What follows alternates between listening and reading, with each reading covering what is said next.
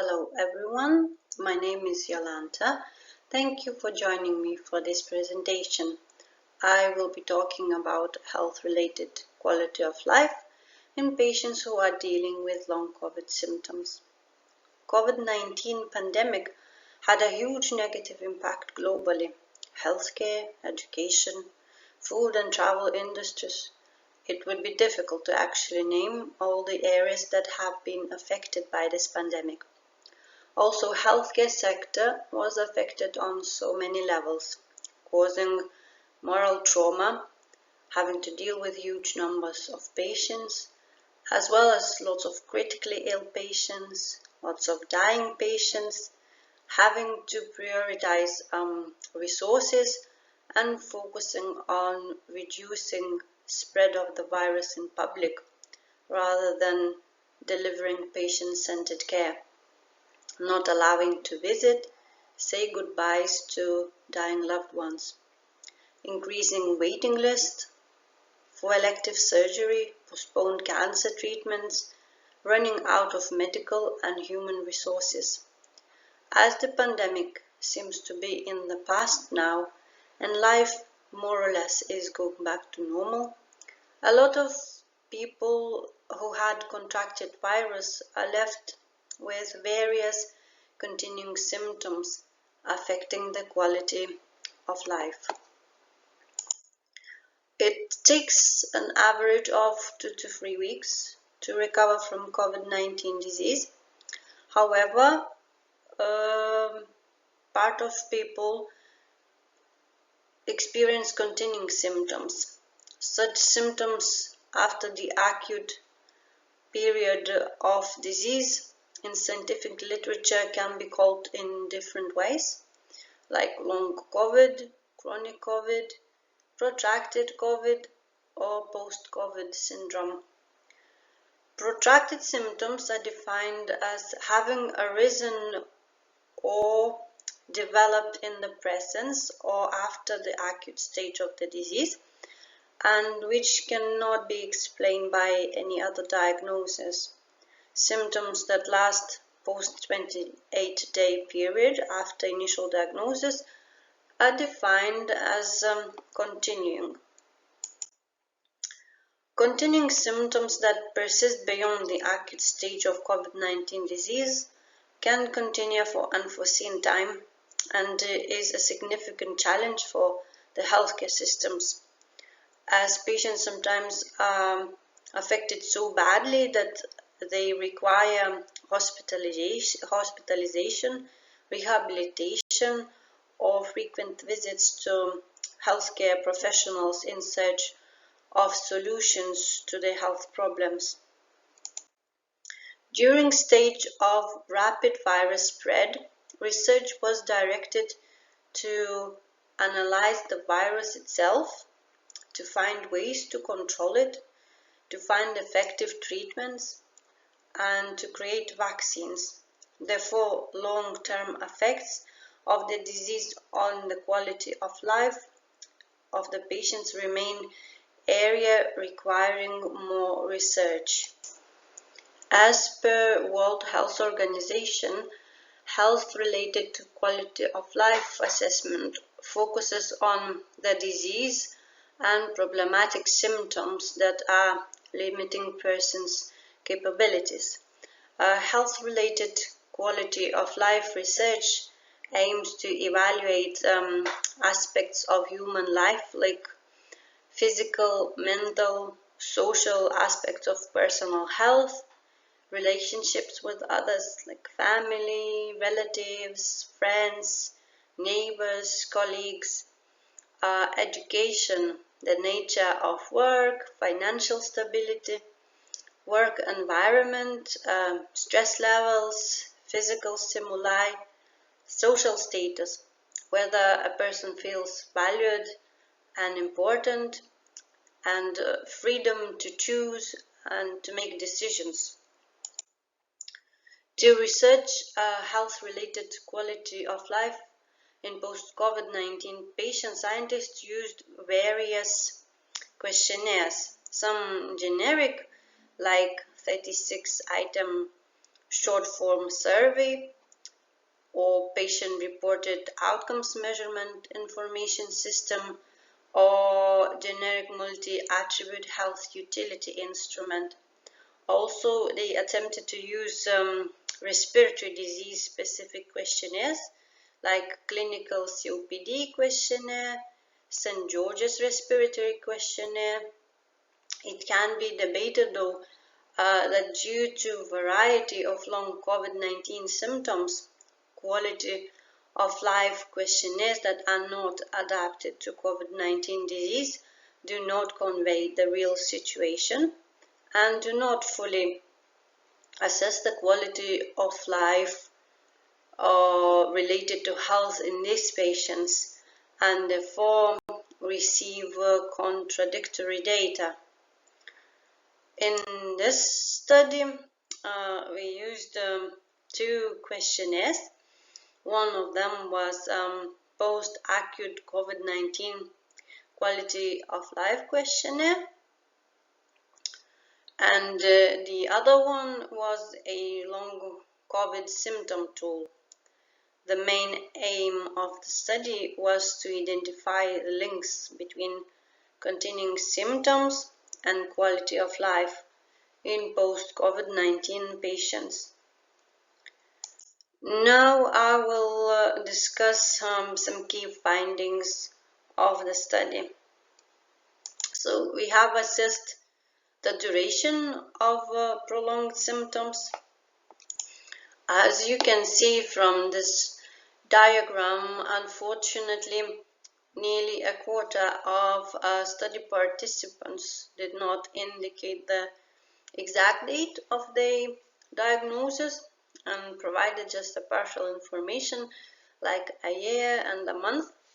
So exact duration of the symptoms could not be calculated, but there was 12% of participants that marked that they experiencing continuing symptoms for 4 to 12 weeks period, 33.5% 3 to 6 months, 16.8% 6 to 12 months, and just over 16% said that they experienced symptoms for a year or longer. Then we assessed as well the number of experienced symptoms. The long COVID scale consists of 53 symptoms. The highest experienced symptoms number was 42 and the lowest 1. Nearly a quarter of the participants reported suffering from 20 or more symptoms. 34.7 had 11 to 19 different symptoms, 23.4% 6 to 10 different symptoms, and nearly 20% reported 1 to 5 symptoms. A statistically significant correlation between the number of symptoms and their duration in the study was not found. Here we see the most common continuing symptoms. The main one is fatigue. Other frequent ones are memory problems, mood swings, neck, back, lower back pain, insomnia or other sleep disturbances, sweats, dizziness, faintness, reduced blurred vision, hair loss, bone and joint pain, tachycardia, arrhythmia or palpitations, and difficulty finding the right words. Also, the study of the associations of quality of life with continuing symptoms showed statistically significant associations with 20 symptoms out of 53. Respondents experiencing them rated their quality of life worse more frequently than those who did not complain with those symptoms. Here we see percentage of participants who assess the quality of life lower and experience the symptoms, and in comparison who do not experience those symptoms. So those 20 symptoms are drowsiness, fatigue, muscle aches, mood swings, sleep problems or insomnia, balance disorders, dizziness, faintness, headache, dyspnea, cough, and the other 10, tachycardia, arrhythmia, palpitations, bone and joint pain, tremors, heavy legs, swelling of lower limbs, abdominal discomfort, runny nose, nasal blockage, dry, irritated or watery eyes, blood pressure disorders, and urinary symptoms.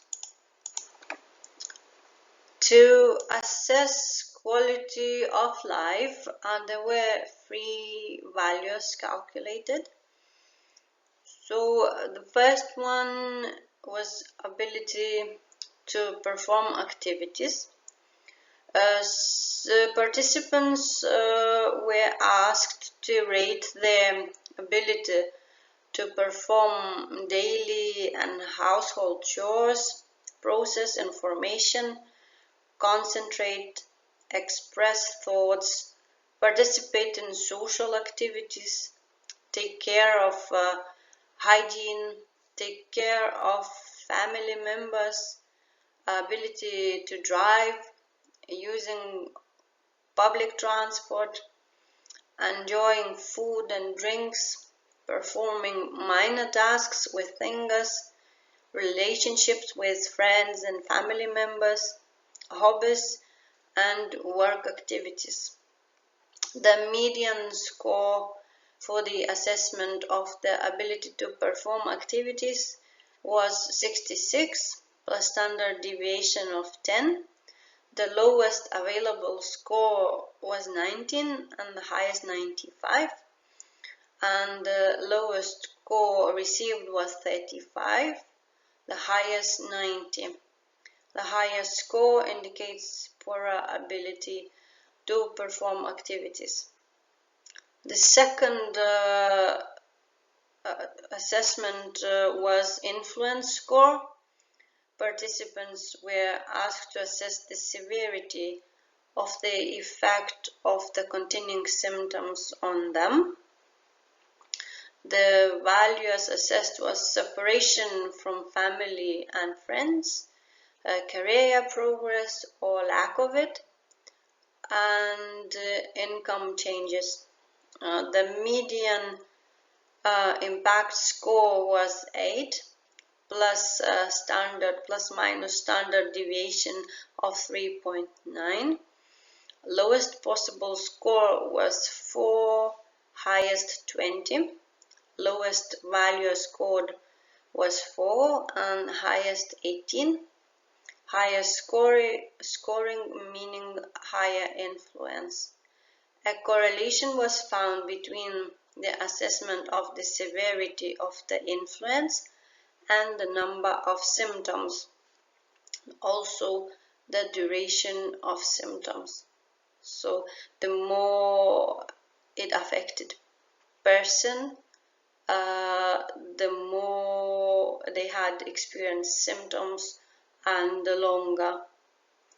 And the third score was assessment of the frequency of negative feelings and sensations.